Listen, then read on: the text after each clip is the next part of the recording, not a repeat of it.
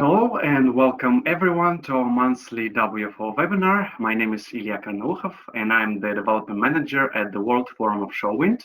Today's webinar in the offshore wind market updates in Poland, France and Norway. And it's my great pleasure to welcome our three excellent speakers today. We have Clément, the founder of Green Giraffe.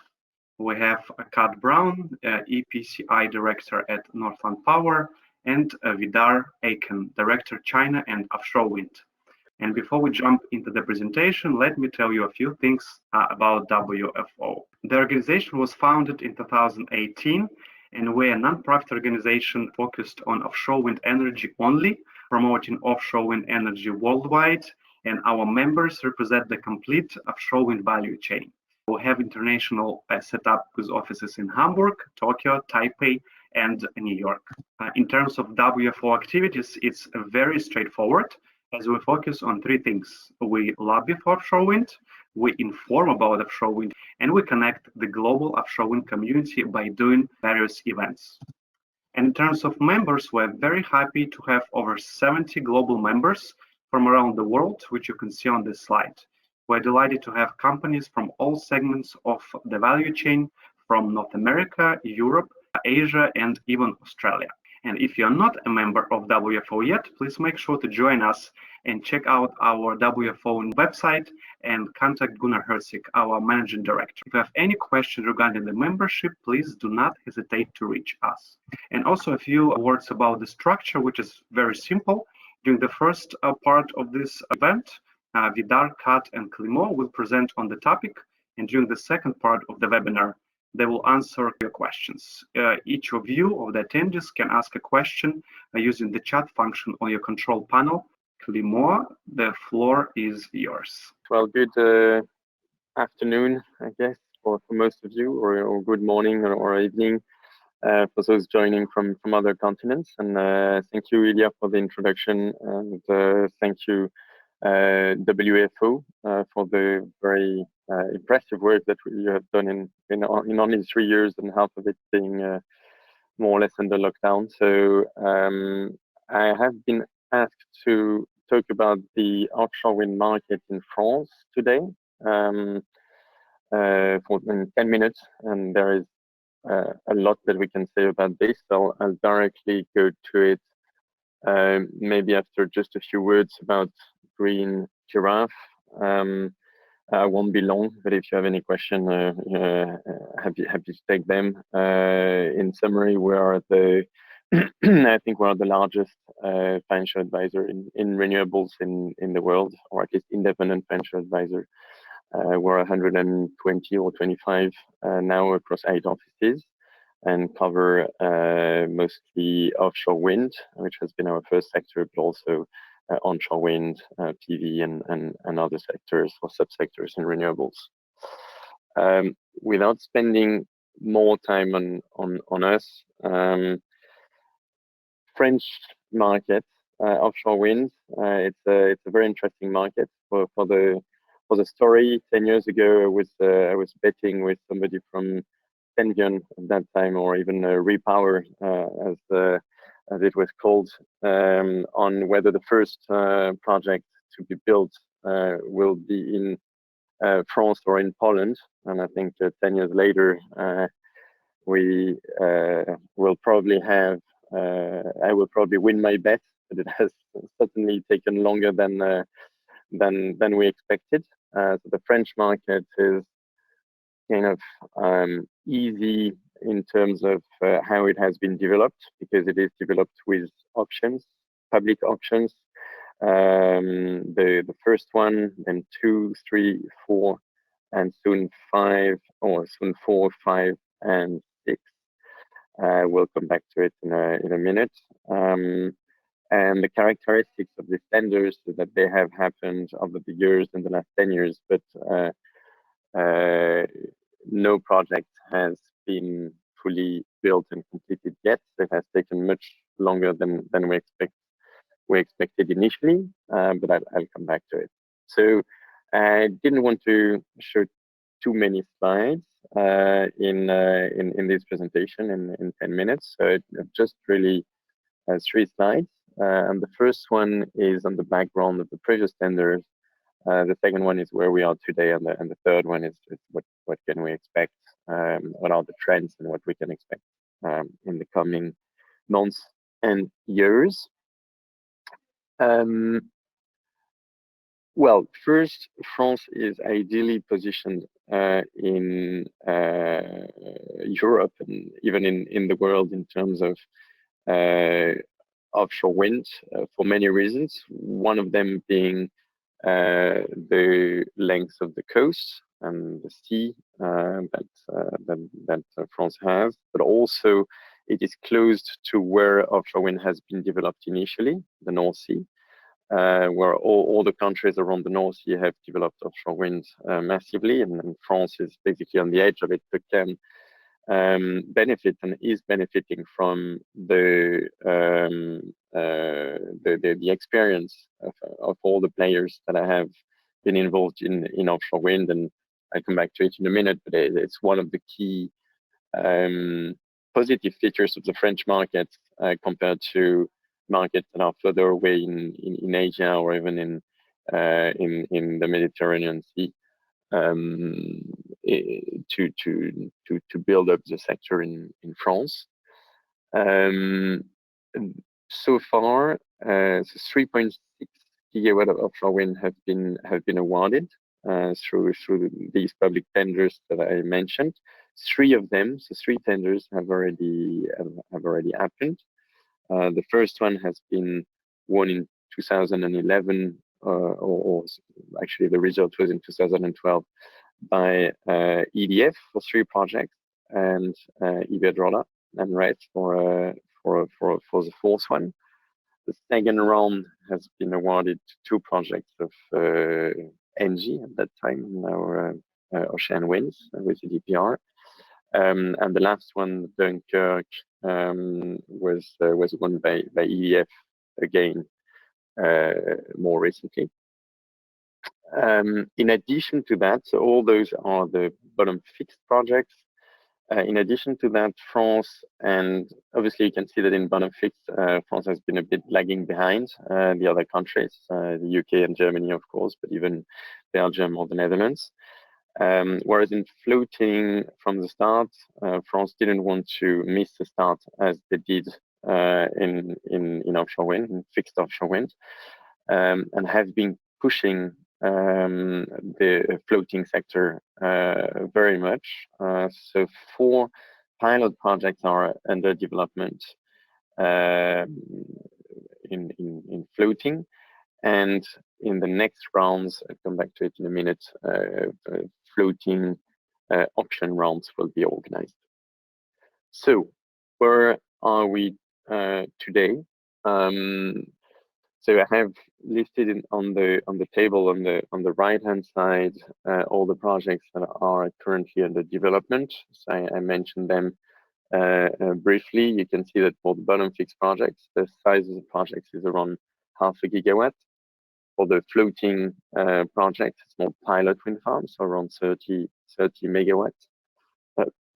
And in terms of target COD, or where are these projects? So finally, the long period of going through all the licensing and permitting process is coming to an end for the first project.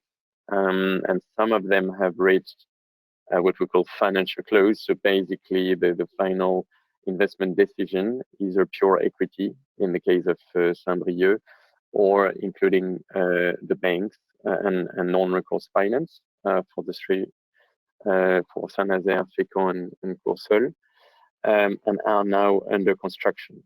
So these projects, the most advanced one is Saint-Nazaire, and the turbines should be installed in 2022. So it's in the next season,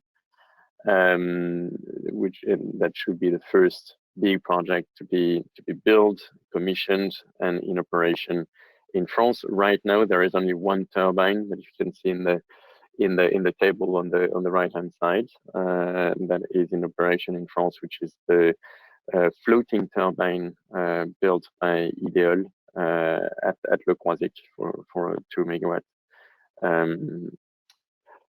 So that's where we are. Maybe just to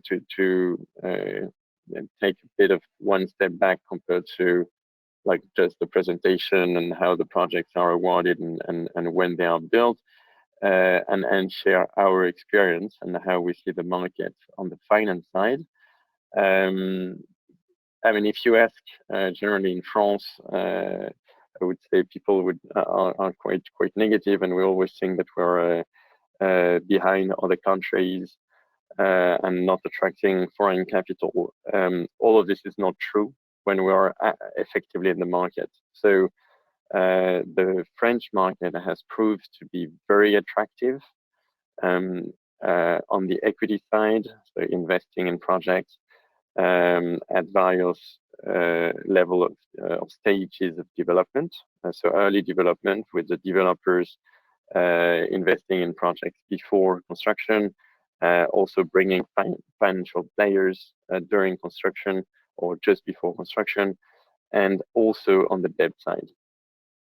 So the market is very attractive. The cost of capital that is applied, so the return by the investors and the margins by the banks is amongst the most attractive, or let's say competitive in the market. And the lenders have already on these 3 projects that have reached financial close. The lenders have been well, the appetite that we have seen in the market has been very high. So that's on the positive side. On the negative side, it took much longer than expected. On the positive side, France is an attractive market for both debt and equity, and it has been proven for the first offshore wind project. Industrial development, one of the key questions. France is very keen, like I would say all countries now, to have some local content and to develop their own industry. And indeed, some investments have been made by the turbine suppliers. I put here the example of Siemens Gamesa, who started the construction of their turbine supply plant in Le Havre in 2020 and should be done in 2022, and be able to build and deliver turbines. And the port of Brest as another example. I mean, it's just 2 examples rather than this, but to say that we always say it in the offshore wind sector, and you all know that it's not just about supporting the projects, but it's also about supporting all the infrastructure to allow the project to be built, including the ports, harbors, grid, and so on. And France is actually taking it seriously. So some high investments have been done in harbors and ports, but also RTE, the French grid operator, is investing a lot to be able to offtake the electricity out of the wind farms that will be built. Permitting, last point on this slide, and then I'll move to the last slide. Permitting has been the one big issue that explains most of the delay for the first project. It has been simplified, so it's still obviously something that is long in France, but in many other countries as well. But it has been simplified in the round 3 and in the coming rounds, so that it doesn't take as long as it has been in the past, the 10 years that it has taken for the first project. Okay, last slide. What's coming next? Where are we? So I mentioned the first 3 public auctions that have happened. The next ones in 2022 could be the round 4, which is a fixed round of 1 gigawatt in the North Sea. The round 5, which is a 250 megawatt of public auction in Brittany for floating, and the round 6 or 6A and 6B, which are 250 megawatt floating offshore wind projects in the Mediterranean Sea, and that should follow soon after the AO5. I won't go through the detailed timing and how it has evolved in the previous months, but just the high-level view is that these tenders should happen in 2022, and for the first two should be awarded. So the winners will be announced by the end of 2022. What happens on these tenders? So on the first two, on the fixed and on the first floating tender, the consortiums have been announced. Again, in line with what I shared in terms of how attractive the market has been in France, despite what the French people think of themselves, is it has a lot of appetite from many players, many developers. I put them on the right-hand side of this slide for fixed. For the fixed tender, three strong consortiums: EDF and Maple Power, Iberdrola, Ocean Winds, Vattenfall and WPD, Total Energy and RWE, and Shell EOLFI. So already very, very strong, and a lot of appetite, even more for the floating one, which will be one of the first projects and floating of this size, 250 megawatt, 10 consortiums. I won't list them all, but you have them on the slide, have said that they will participate to that tender, which is expected to be very competitive. And again, I think it proves that France, I mean, there is the view in France that we have missed the first wave of offshore wind, and that floating offshore wind, where France could be a leader in floating offshore wind. So high support from the government to develop offshore wind in general and floating offshore wind.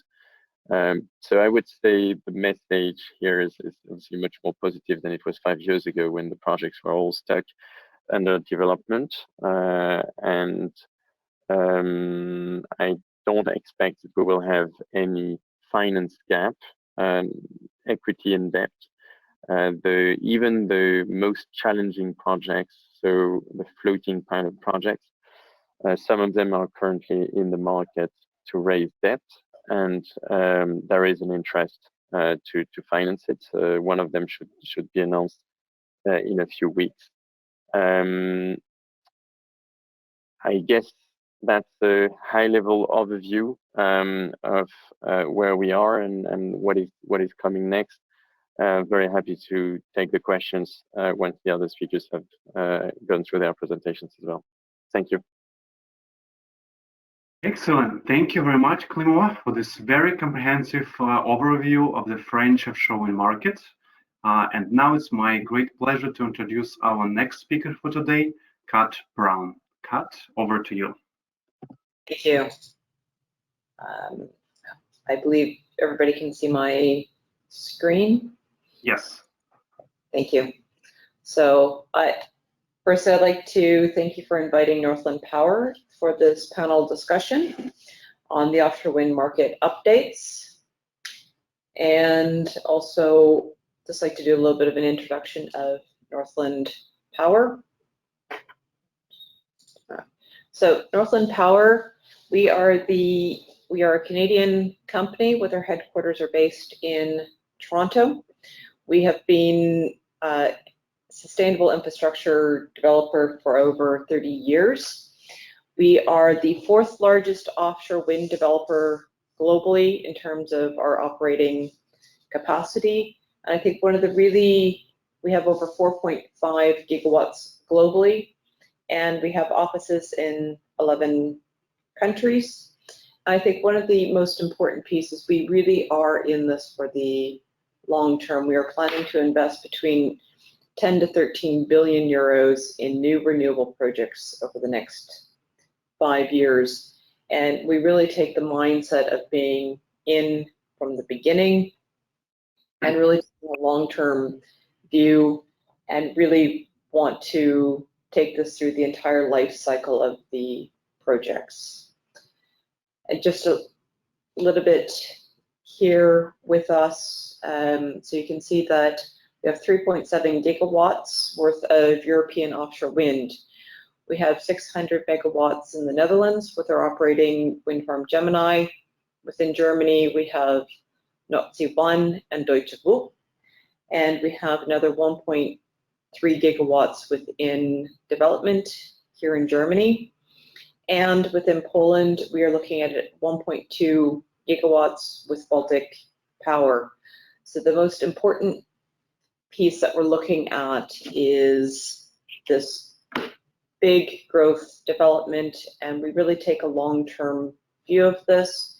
We have our Offshore Wind Center of Excellence in Hamburg. And just speak a little bit about our Baltic power. Why Poland? For us, we do go into the new markets, and one of the most important pieces that we have is selecting a strategic partner. And in this case, we've been a joint venture with Baltic, with Pecan Orlen as part of the Baltic Power. We joined that in March 2020. So we've really been developing, and you can see that we're part of the phase 1 project. We have applied for the 25-year CFD. We have signed the sector deal agreement, and I'll speak a little bit more about what are we doing within Poland shortly.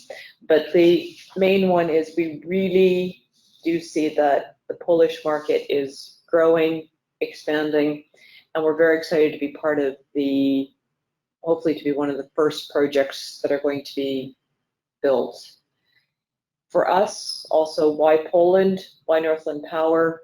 We really see that the investment and expertise is needed to support the energy transition and the emission targets that Poland is aiming for. The Polish energy policies are setting ambitious offshore wind capacity targets. You can see here, this is a massive growth, and this is just their first phase 1 that they're looking at.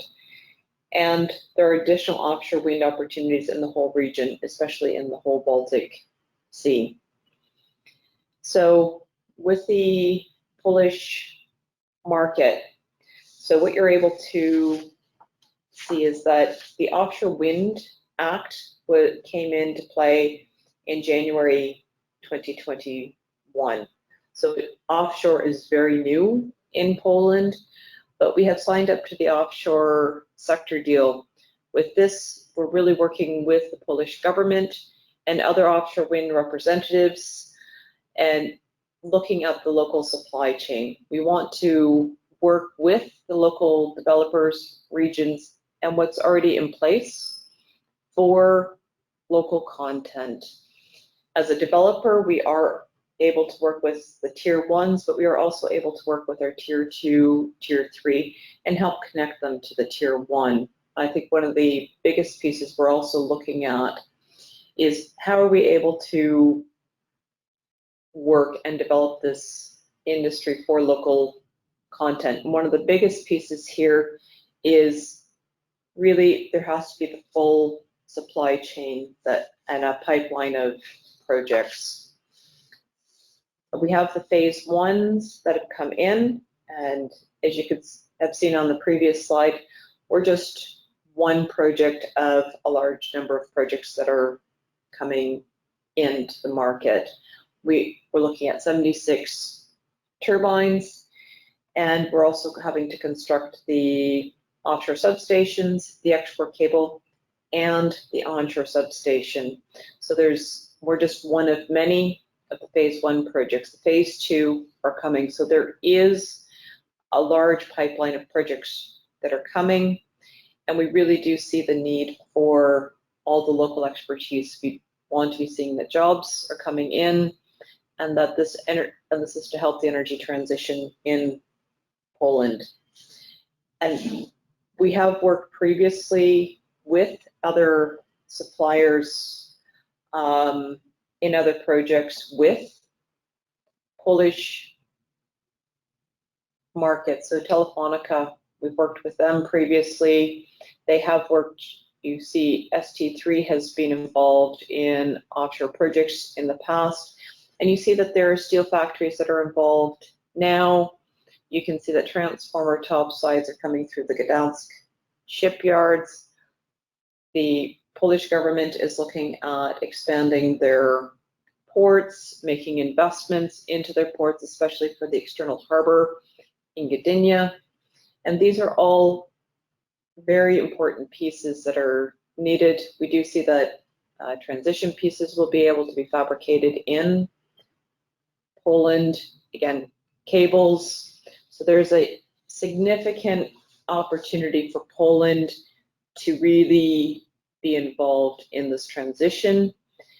And again, one of the things that as Baltic Power, we are working with what we call supplier days. We even have one that will be coming up in December, where it's an opportunity for the tier 2, tier 3, tier 4 to understand more about what the Baltic Power timeline is and how we're going to be and what we're going to be doing. So we're only one of multiple developers that are doing this, and we really do try and work on connecting everybody to really hope to see that there is going to be this large supply. We really see that the market is also for the O&M, with looking at a base harbor in Poland, and there will be the growth opportunities and local job markets for O&M. It is a 25-year CFD. It is a long-term market. And this just gives a view of what can be done in Poland. DEME had their vessels built in Gdansk, and this just gives a view of what we can be doing in Poland as an option. But I just sort of would like to really highlight that we want to be able to leverage the local expertise within Poland, and we really do see that this is a key part of the Baltic Power by Northland Power. We also see this as being a very important process, and that's one of the reasons why we're excited about being in Poland. So it is a new market. It is a growing market. The regulatory regime is working to catch up with the offshore wind sector, as are all of the suppliers within Poland. So there's going to be a need to work with people to ensure that we are moving in the best way. But this can also only be done by partnering some of these suppliers here with their tier 1 suppliers. I think that's sort of the key message. I just want to thank the opportunity for being able to really discuss Poland and Northland Power to the WFO, and look forward to some of the questions after the last speaker. Thank you. Great. Thank you very much, Kat, for this very insightful presentation and your view on the Poland market update of offshore wind. And now it's my great pleasure to introduce our final speaker for today, Vidar Eiken. Vidar, over to you. Excellent, thank you. Norwegian market and the offshore wind industry. I'm working in a company called Norwegian Energy Partners. I'm regional responsible for China as a country, and within offshore wind, I'm working with China and Korea and Belgium and the Netherlands. And Norwegian Energy Partners is an independent non-profit foundation established to strengthen the value creation in the Norwegian energy industry. We actually map the Norwegian competence and technology to fit the needs in the energy industry abroad. So we actually purchase a lot of market information, and then we link the export business to our Norwegian partners, and we are here to facilitate business. As I said, non-profit. We are funded by the government and also the partner fees.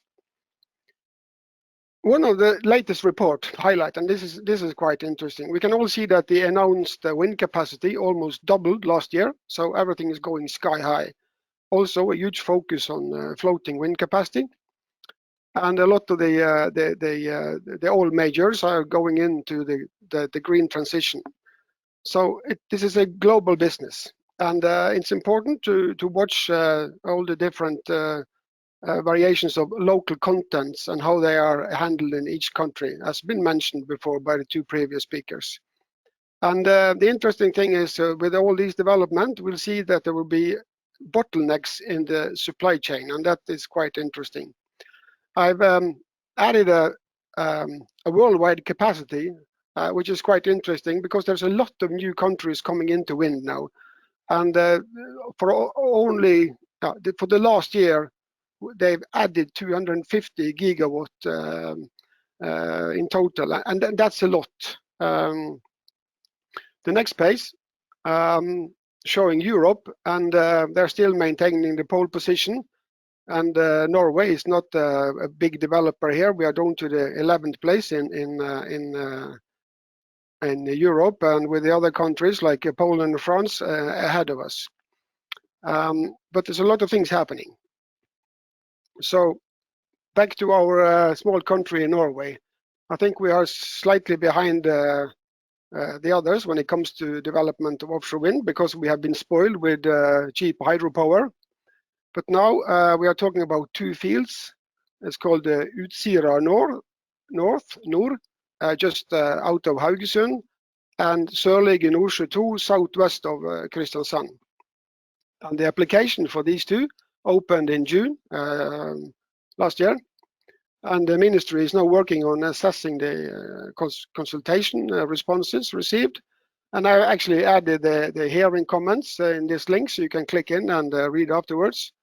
And summarize the three most important one is that the time aspect is important for Norway to maintain a leading role in floating offshore wind.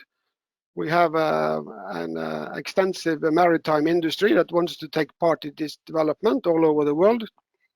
And it also says that it must be ensured that the development of these two fields contributes to build a strong Norwegian supplier industry. And this is the same all over the place. Everyone wants to build up their own supply chain industry. And it also says that we may be a leader in developing new technology, because we have to reduce costs.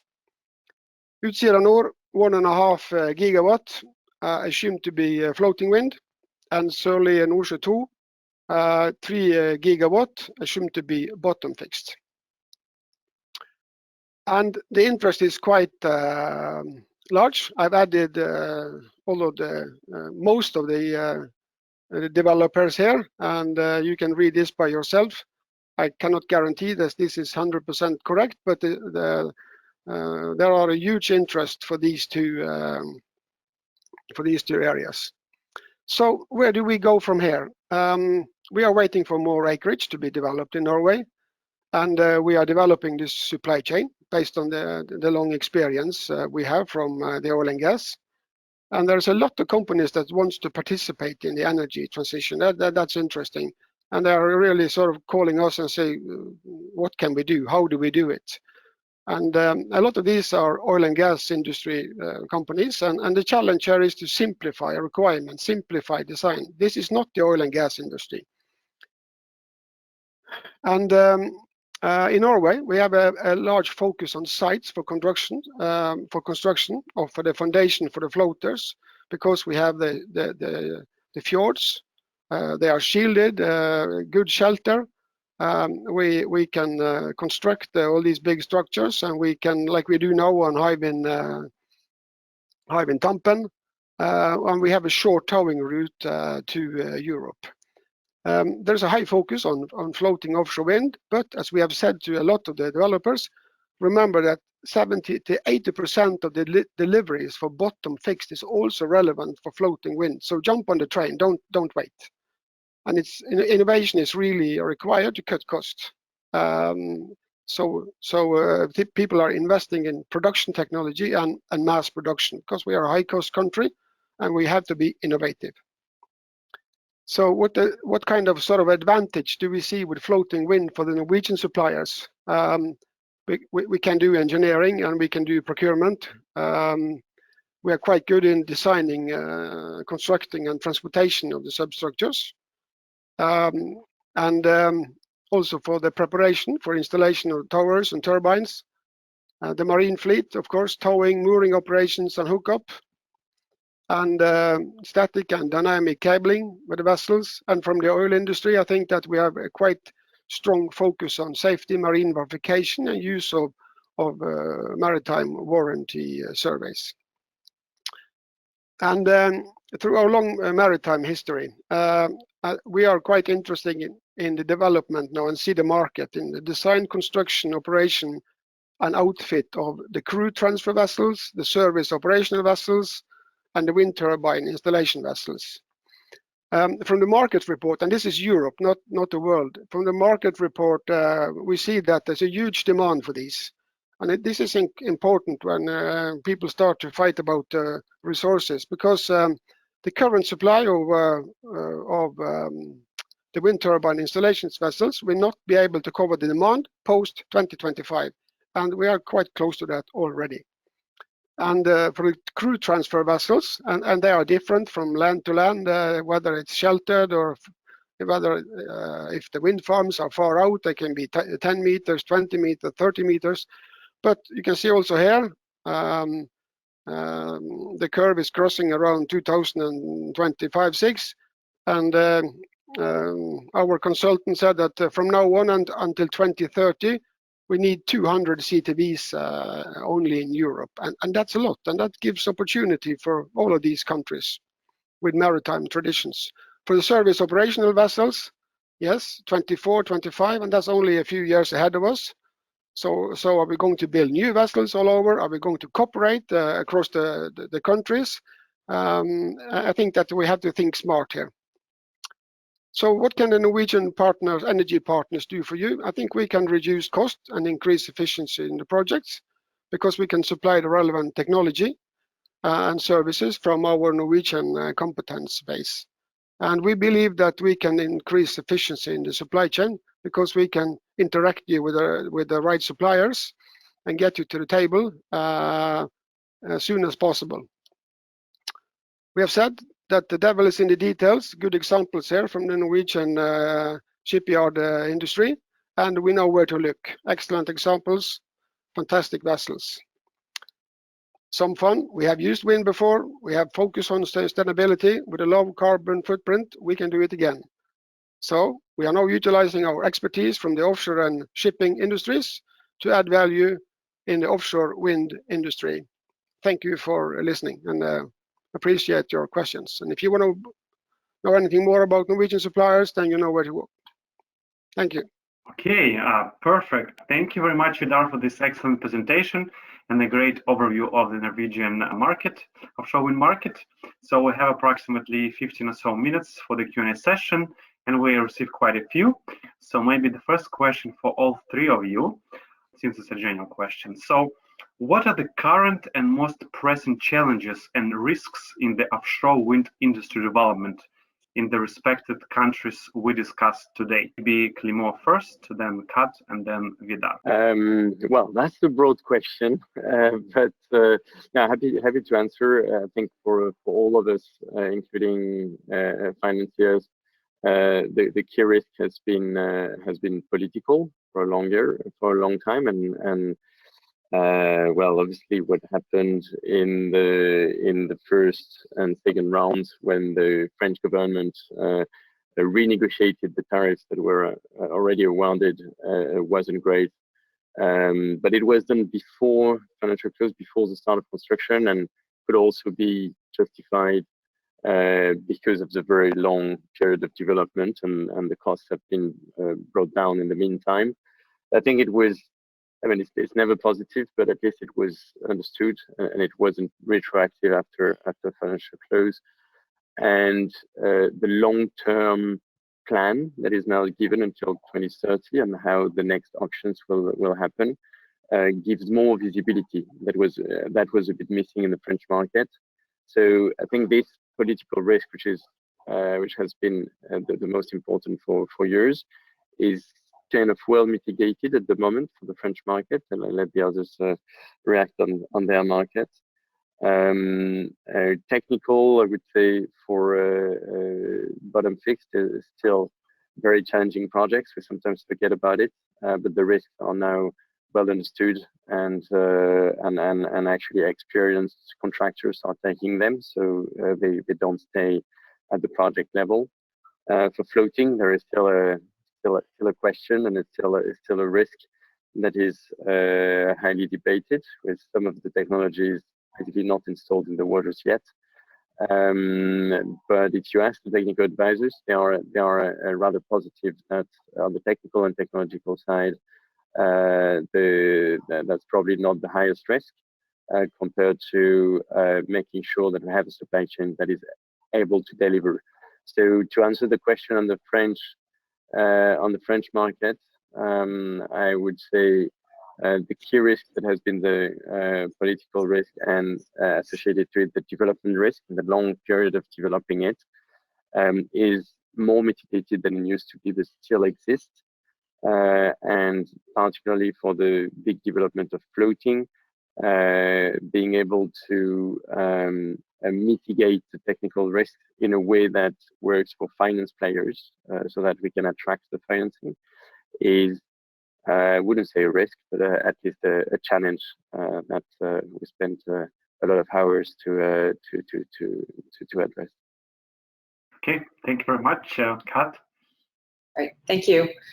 I think mine will be quite similar. So if I take a look to Poland and some of the biggest challenges, I would actually say they're very much on the regulatory side. The offshore wind was just signed at the beginning of January. So we have all of the regulations, all of the existing laws are all catching up with offshore wind.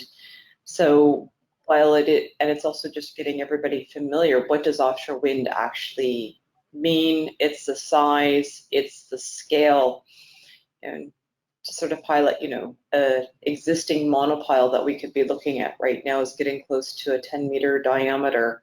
It's getting close to 2,000 tons. These are not small pieces of equipment, especially when you take a look at the new turbines.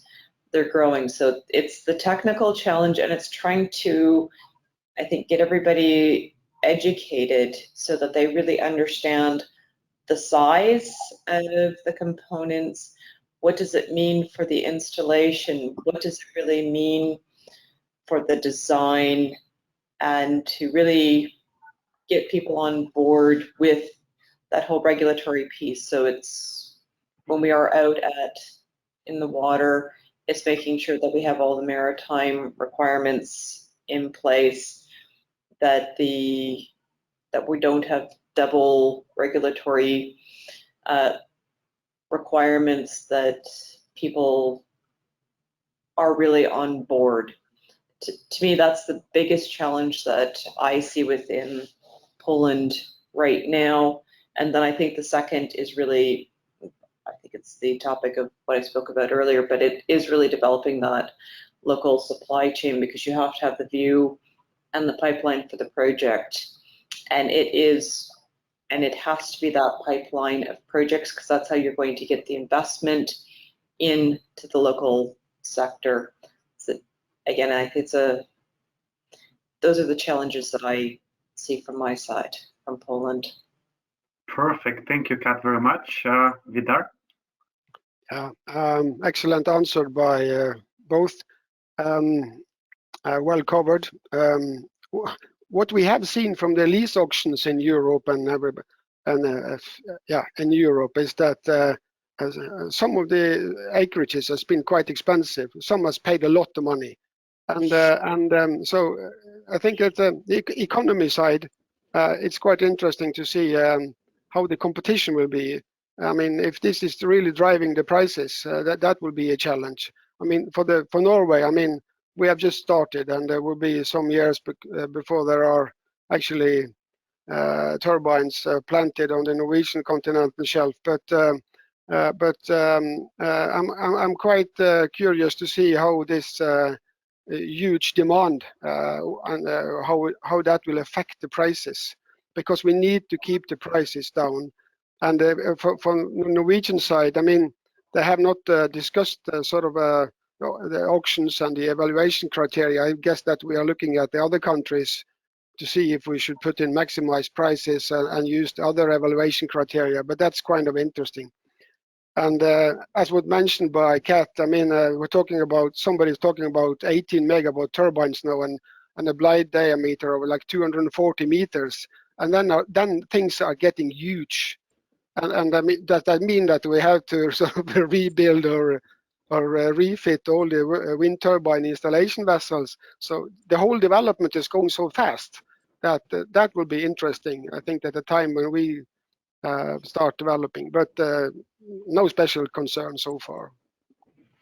Okay, yeah, thank you very much for your answers.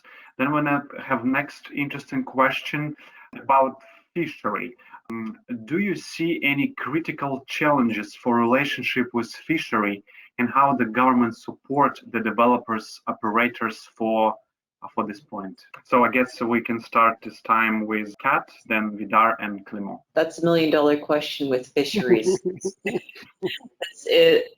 And it's an interesting approach that each of the countries has taken. If I take a look at what the Netherlands has done versus what the UK has done, how they work with fisheries, I mean, it is an important piece, but it really has to be, I think, it's a collective view of how the government is going to regulate that and how we're working towards as developers. And we need to be working together because it is a livelihood, but there's also the piece and need for the energy transition.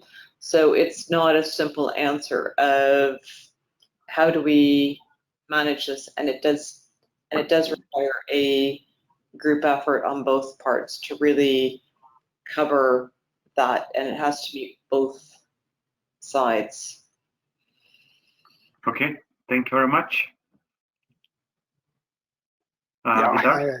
Yeah, basically same type of comments. I mean, it's not easy, but it's important to have an early involvement between all parties, and actually cooperation is a key to success. You need to sit down and discuss this quite early, and yeah. So but it's not an easy answer. Cooperation, key to success. Okay, thank you, Vidar. Clément? I guess the answer on the French side is quite topical at the moment, right? You may have seen all the pictures of the boats from the fishermen assaulting the boat from Van Noord, installing in Saint-Brieuc. So yeah, cooperation is obviously ideal, but sometimes it's just it's difficult to achieve. So in France, it's a key problem, and I say a problem also because for floating, for example, there was kind of balance to be found between the fishermen who wanted to have the wind farms as close to the coast as possible, because that's the areas where they already count fish, whereas the local those with houses on the coast wanted to have the wind farm outside of the visibility, the 35 kilometers. And well, in France, fishermen are strong enough that they won kind of, or at least the first floating wind farms will be relatively close to the coast. So it will lead to more debate as well from other users. I'm on the finance side. I'm also thinking more the risk and how to mitigate it. But I think my clients, the developers, and they also see some positive output of the interaction with the fishermen. I was just discussing last week with a client who said that the fishermen are basically those who know the local constraints from the sea the best. So if they can be used as part of this, hiring in an industry that is booming and really needs some skilled workers, they are those who can be directly hireable and employable. So from a developer's perspective, it can be actually more positive than just from a banker's perspective. Looking at the risk. Okay, great.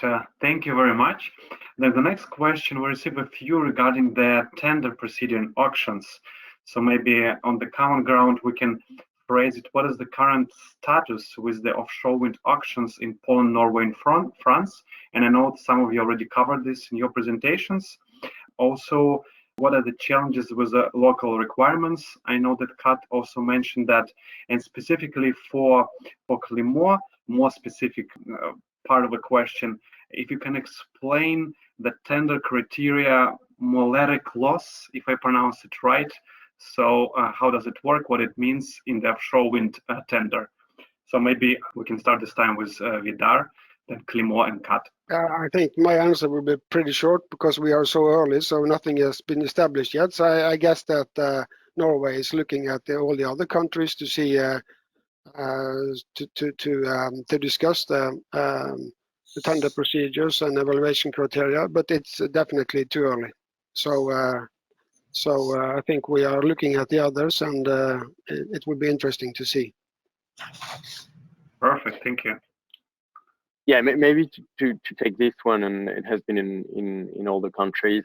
So just taking the two main questions that have been done and that have been asked really on the tenders. The first one is what is I think in Europe, most of the countries kind of converge to the CFD mechanism. So the tenders are based on a fixed tariff for a certain number of years. And the main difference between the countries right now in Europe is whether it's a floor or it's a fixed price, which means that if you bid lower than the market price, would the developer has to repay the difference, or they just benefit from the market price?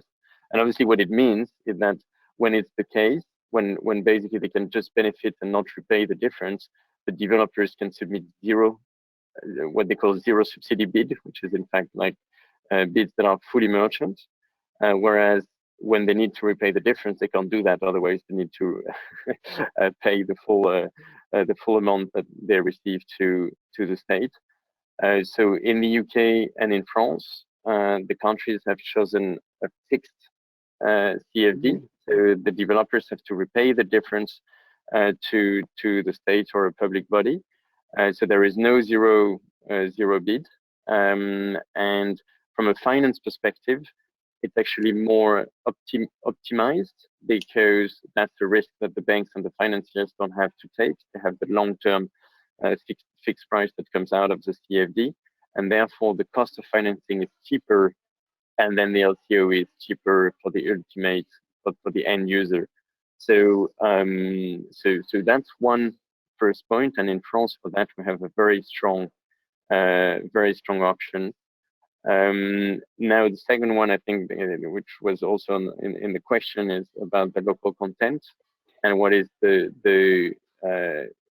breakdown in the criteria between the price, but also the other criteria, including the local content, but others, right? Like recycling, the turbines and so on will be and are already part of the criteria. So it will be part of it was already part of the previous auctions. It will be part of the next ones. And yeah, what it means is that it's not just a question of price, but the governments who are putting that in place accept that maybe the price of electricity that comes out of the wind farm will be a little bit higher, but use more of the wind farm that is manufactured and done from, in this case, from France. Okay, perfect. Thank you very much for this pretty comprehensive overview for the auction. Okay, thank you, Kat.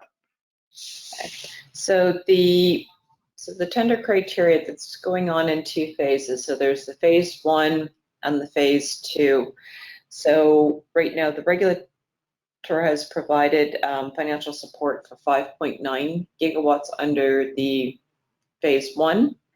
With that, you will need to have a location permit, and then there'll be a couple of other criteria that you will have needed to have met for that. And this is where the Baltic Power has come under. With this, we have had to apply for the CFD, and as part of that, you have to submit a supply chain plan, which a draft one of how you're going to be working with the local suppliers. How are you engaging? What is your procurement process? It includes what you think your anticipated costs are going to be on the DevEx, CapEx, and OpEx side, and you're able to put into up to a certain capacity. So in the case of Baltic Power, as an example, our location permit says that we're able to generate up to 1.2 gigawatts. So, but it's for us to determine the best optimal use of that space, pending all of the other requirements that go in with EIAs, technical requirements, etc. So we have received our first CFD, which is the cap, but there's also the secondary piece, which is also applying to the EU process as well. So that is the phase 1, and then for the phase 2, this is still an ongoing discussion. It is not clear what the full criteria is going to be used for that, but it is going to be a CFD and a competitive auction process. I think that answers the questions that were specific to Poland as well. Yes, perfect. Thank you very much. We still have a few questions, but unfortunately the time is up. So yes, thank you very much for all of your answers and views today. That's already brings us to the end of the webinar. I know there are many questions always, but fortunately, yeah, the time. So please join us next month. The following webinar will be held on December 15th, the same time, and the topic will be offshore wind, reflection on 2021 and the way forward. So thank you very much, Kat, Clément, and Vidar for your time today, and thank you everyone for joining the section. Have a great day. Bye-bye. Bye-bye. Thank you. Bye.